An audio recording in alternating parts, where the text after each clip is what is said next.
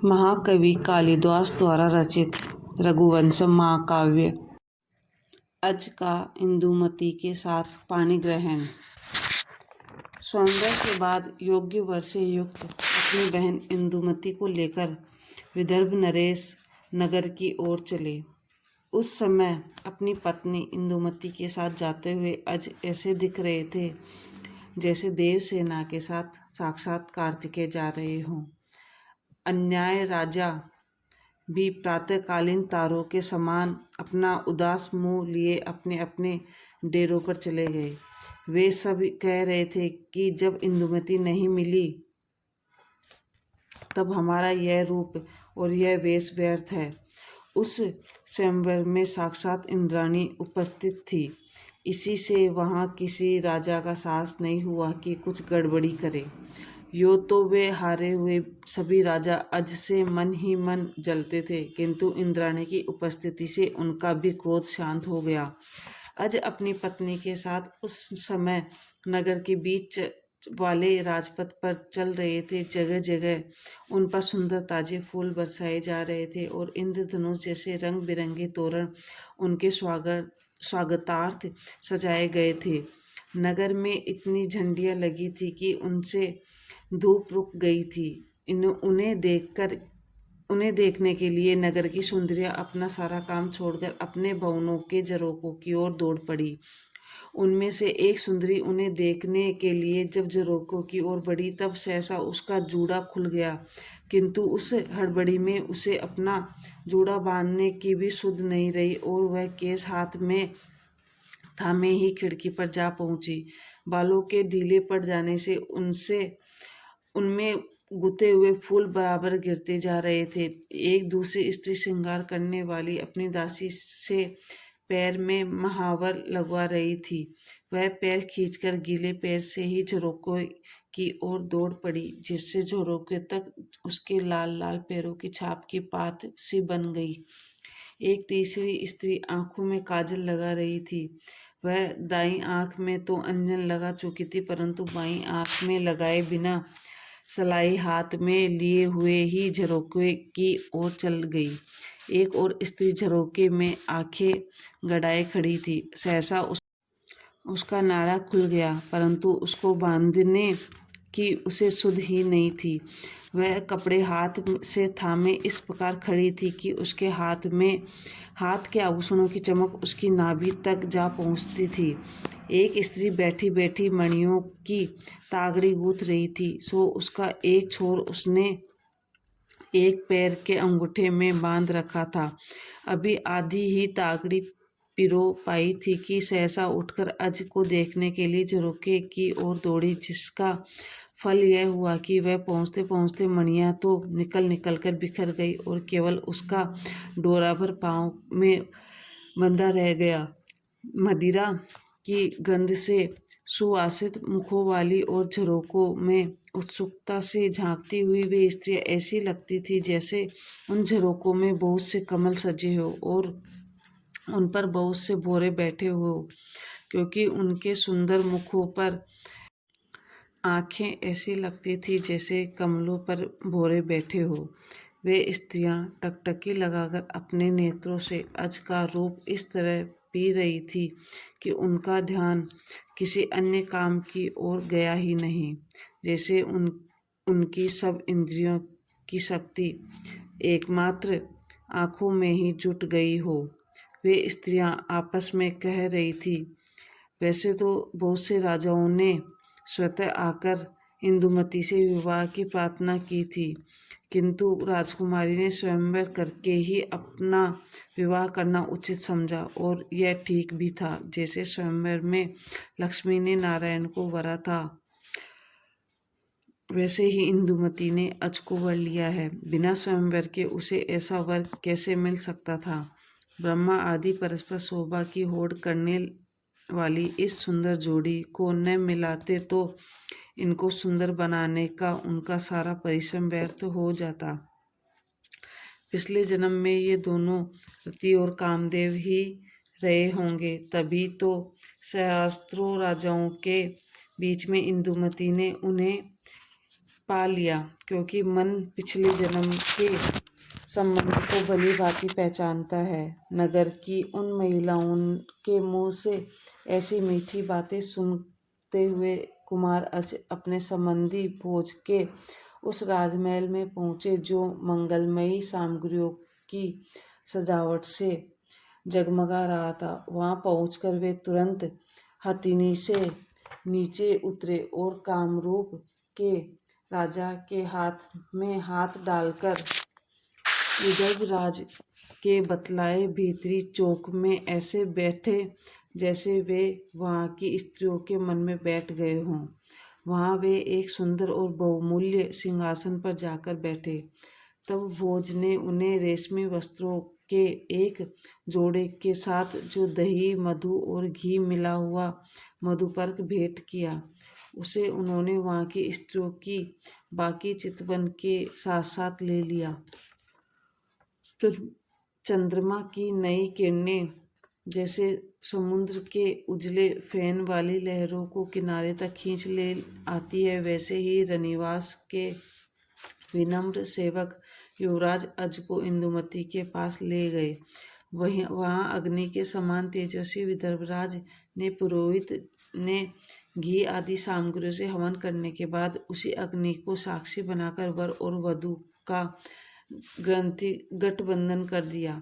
जैसे आम्र वृक्ष अपनी पत्नियों के साथ अशोक लता की लाल पत्तियों के साथ मिल जाने से मनोहर लगता है, वैसे ही जब अज ने अपनी पत्नी इंदुमती का हाथ थामा तब वे बहुत सुंदर दिखने लगे थे। पत्नी का हाथ थामने से अज के गट्टे पर रोमांच हो आया और इंदुमती की उंगलियों में पसीना आ गया। उस समय ऐसा लगा कि मानो कामदेव ने अपना प्रेम भाव उन दोनों के समान रूप में बांट दिया हो।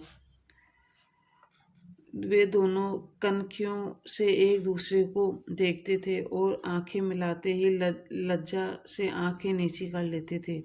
उनका वह लाज भरा संकोच दर्शकों को बड़ा सुंदर लग रहा था। जब अज और इंदुमती हवन की अग्निकुंड का फेरा देने लगे, उस समय ऐसा लगा कि जैसे रात और दिन का जोड़ा मिलकर दोनों सुमेरु पर्वत की फेरी कर रहा हो। तदंतर बड़े बड़े नितंबों से युक्त एवं मत चकोर जैसी आंखों वाली लजीली इंदुमती ने ब्रह्मा के सदृश पूजा पुरोहित अपनी बहन का विवाह संस्कार पूरा करने के बाद सेवकों को आज्ञा दी कि वे अलग अलग सभी राजाओं का आदर सत्कार करें।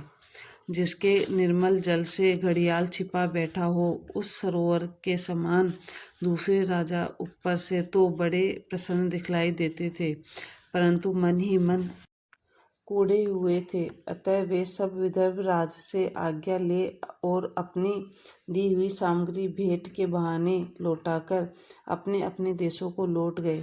उन राजाओं ने पहले निश्चय कर लिया था कि अब इंदुमती को लेकर चले तो उन्हें घेर लिया जाए और उनसे सुंदरी इंदुमती को छीन लिया जाए। सो वे सब अज का मार्ग रोककर बीच में रुक गए। इधर छोटी बहन का विवाह करके विदर्भराज ने अपनी सामर्थ्य के अनुसार धन देकर रघु के पुत्र अज को विदा किया और उनके साथ कुछ दूर तक जाकर पहुंचाने गए। कुंडिनपुर के राजा भोज ने त्रिलोक विख्यात अज के साथ मार्ग में 3 रातें बिताई और उसके बाद वैसे ही लौटे जैसे अमावस्या को सूर्य के पास से चंद्रमा लौट पड़ता है। जो राजा मार्ग रोककर खड़े थे, उनका कौशलपति रघु ने दिग्विजय के समय सब धन ले लिया था, इसलिए वे पहले से ही उनसे वैर रखते थे। इसी कारण वे यह नहीं सह सके कि रघु का पुत्र हम लोगों के रहते स्त्रियों में रत्न स्वरूपा इंदुमती को ले जाए। अज जब इंदुमती को लिए जा रहे थे, उस समय उन अभिमानी राजाओं ने अज को उसी प्रकार रोक लिया जैसे इंद्र के शत्रु वृत्तासुर ने वामन के चरण को उस समय रोक लिया था जब बलि की राज्य लक्ष्मी लेकर चले जा रहे थे। तब अज ने अपने पिता के मंत्री को आज्ञा दी कि आप थोड़े से योद्धा लेकर इंदुमती की रक्षा करे। स्वयं उस राजसंघ की सेना को रोककर उसी प्रकार खड़े हो गए जैसे बाढ़ के दिनों में ऊंची तरंगों वाला शोण नद गंगा जी की धारा को रोक लिया करता है। बस लड़ाई छिड़ गई। पैदलों से, रथवालों से, घुड़सवार से और हाथी सवारों से भिड़ गए। इस प्रकार बराबर जोड़े की लड़ाई होने लगी। उस समय वहाँ इतनी तुरहियां बज रही थी कि कुछ सुनाई ही नहीं देता था।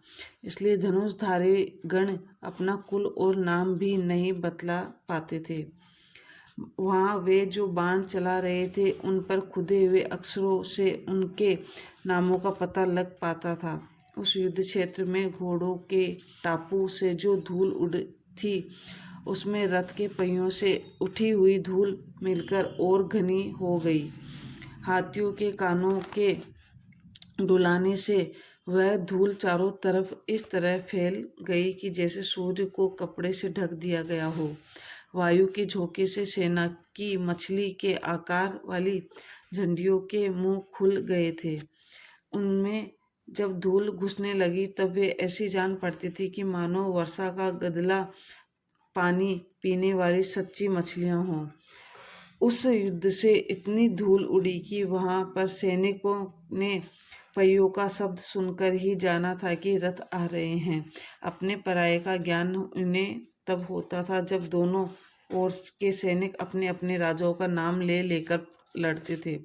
आंखों के आगे अंधेरा करने वाली और युद्ध भूमि में फैली हुई उस धूल के अंधियारों में शास्त्रों के घायल घोड़ों, हाथियों और योद्धाओं के शरीर से निकला हुआ रक्त प्रातःकालीन सूर्य की लाली जैसा दिखने लगा। उस समय पृथ्वी पर इतना रक्त बहा कि नीचे ही धूल दब गई और जो धूल ऊपर उठ चुकी थी वह वायु के सारे इधर उधर फैलकर उस धुएं जैसी लगी जो अग्नि से उठकर फैली गई हो और नीचे केवल अंगारे भर बचे रह गए हों। जो योद्धा चोट लगने से मूर्छित हो गए थे उनको उनके सारथी रथ में डालकर लौटा लाए। परंतु जब उनकी मूर्छा दूर हुई तो वे अपने सारथियों को बहुत बुरा भला कहने लगे कि जिनकी मार से वे घायल हुए थे उन्हें रथ के झंडे से पहचान कर मारने लगे। जिन धनुषधारियों के हाथ बाण चलाने से सधे हुए थे उनके बाण यद्यपि शत्रुओं के बाणों से बीच में ही दो टूक हो जाते थे, तथापि उनमें इतना वेग होता था कि फल लगा हुआ उनका अगला भाग लक्ष्य पर पहुंच ही जाता था। हाथियों के युद्ध में पैने छुरे वाले चक्रों से जिन हाथीवानों के सिर कट जाते थे वे सिर बहुत देर बाद पृथ्वी पर गिरते थे, क्योंकि उनके लंबे लंबे बाल बाजों के नखों में उलझ जाने से बहुत देर तक ऊपर ही टंगे रह जाते थे। एक घुड़सवार अपने शत्रु घुड़सवार पर चोट खाते ही वह घोड़े के कंधों पर झुक गया और उसमें इतनी भी शक्ति नहीं रह गई कि सिर उठा सके। जिस घुड़सवार ने प्रहार किया था उसने यह देखकर फिर उस पर हाथ नहीं चलाया, बल्कि मन ही मन यह मनाने लगा कि वह फिर से जी जाए तो दो दो हाथ युद्ध और हो। जो कवचधारी योद्धा हथेली पर प्राण लिए लड़ रहे थे उन्होंने जब नंगी तलवार से हाथियों के दांत पर चोट की तब उनसे आग निकलने लगी। उस आग से हाथी डर गए और अपनी सूंड के जल से उस आग को बुझाने लगे। उस समय वह युद्ध क्षेत्र मृत्युदेव के मदिरालय जैसा दिख रहा था, जिसमें बाण से कटे हुए सिर ही फल उलटकर गिरे हुए लोटोप ही प्याले और बहता हुआ रक्त ही मानो मदिरा थी। एक जगह किसी के बाह का टुकड़ा पड़ा था जिसे गिद्ध आदि पक्षियों ने नोच डाला था। उसे मांस के लोभ से एक सियारिन खींच ले गई, किंतु जो ही उसने उस पर मुंह मारा त्यों ही बाह में बंधे भुजबंद की नोक से उसका तालू छिद गया। और वह उसे वहीं छोड़कर चली गई। किसी योद्धा का सिर शत्रु की तलवार से कट गया। युद्ध में मृत्यु होने से वह देवता बन गया और अपनी बाईं ओर एक अप्सरा लिए हुए विमान पर चढ़कर आकाश से अपना नाचता हुआ धड़ देखने लगा।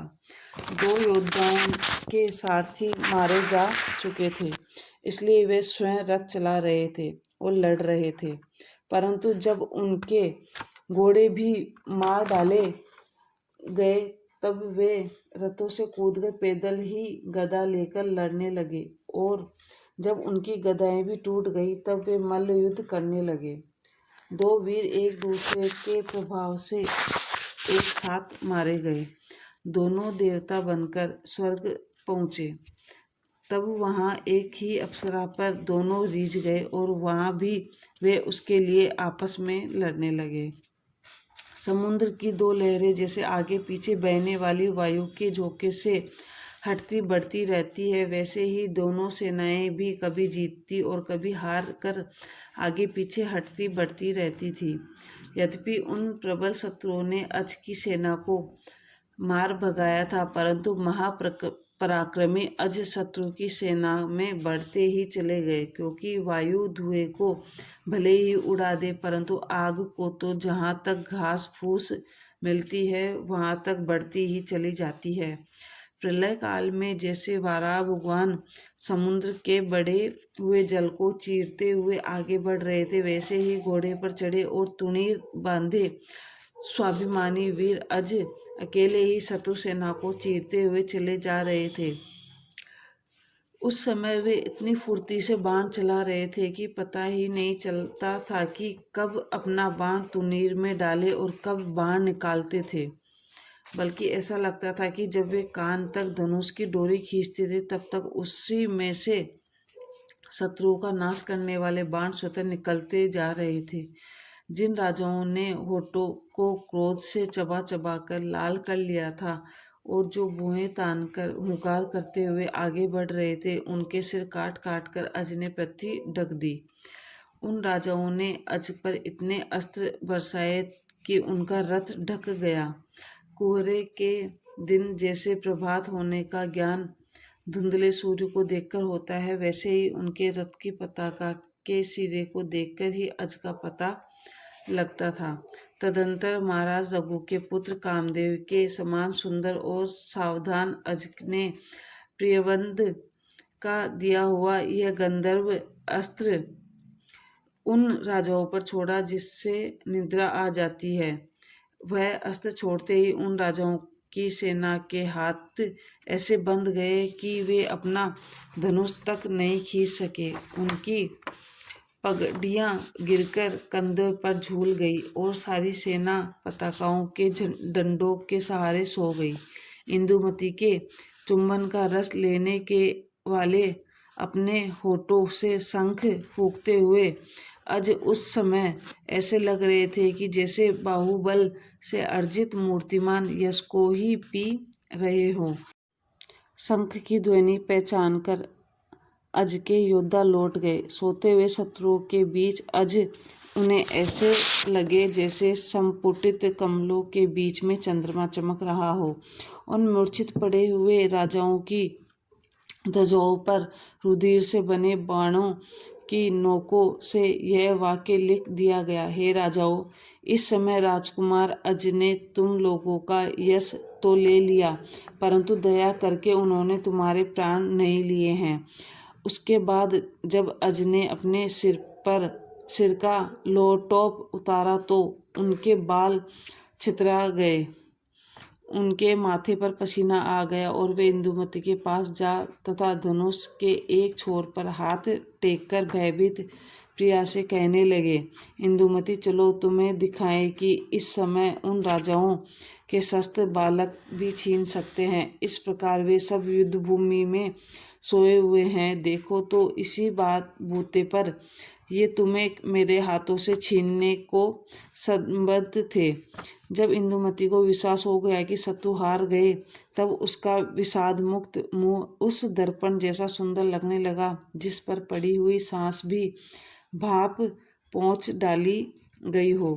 अपने पति अज का पराक्रम देखकर इंदुमती बहुत प्रसन्न हुई, परंतु वह इतनी लजा गई कि उसके मुंह से उनके अभिनंदन के लिए शब्द ही नहीं निकल सके। परंतु जैसे नए बादलों की बूंदों से भीगी हुई पृथ्वी मोर के शब्दों से मेघों का स्वागत करती है, वैसे ही उसकी सखियों ने जो अज की प्रशंसा की, सो जैसे इंदुमती ने ही उसका अभिनंदन किया था।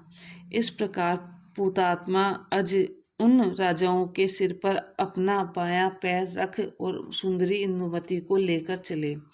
उनके रथ के घोड़ों की टापों द्वारा उड़ी हुई धूल से इंदुमती के केश भर गए थे और वह मूर्तिमती विजयलक्ष्मी जैसी दिख रही थी। महाराजा रघु को यह समाचार पहले ही मिल चुका था, इसलिए उन्होंने सुंदरी पत्नी के साथ आए हुए विजयी अज का स्वागत किया।